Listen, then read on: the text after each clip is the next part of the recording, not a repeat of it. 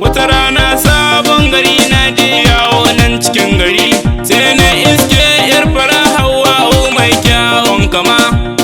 Hauwau ni ne nafiu, ƙauna na zo zan baki, zo mai soyayya da ni da ke ba jayayya.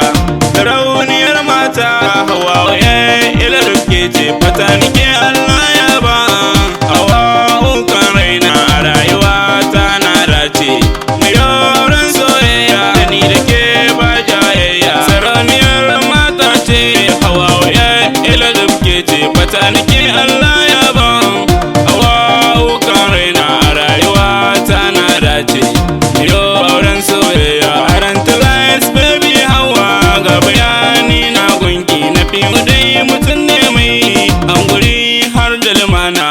Na zo ina son Hauwa, na tura sakonni na abanta ya karba, ya ce min an ban Hauwa da ni da Hauwa mun dace, yau auren soyayya. A cikin halayen Hauwa a yanzu shi za na fadawa. Hauwa watan mai haƙuri ce, sanin ga sautin lafazi. Idan ka ji murya Hauwa ta yi bamban da ta mata, ki tallafi rena Hauwa mu yo auren soyayya.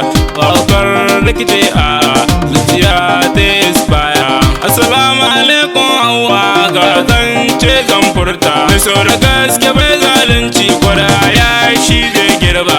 Assalamu alaikum yan uwa, da fata kuna saurara. Wakar soyayya ce nafiu ke yinta, Hauwa yan sabon gari ni nake wakenta.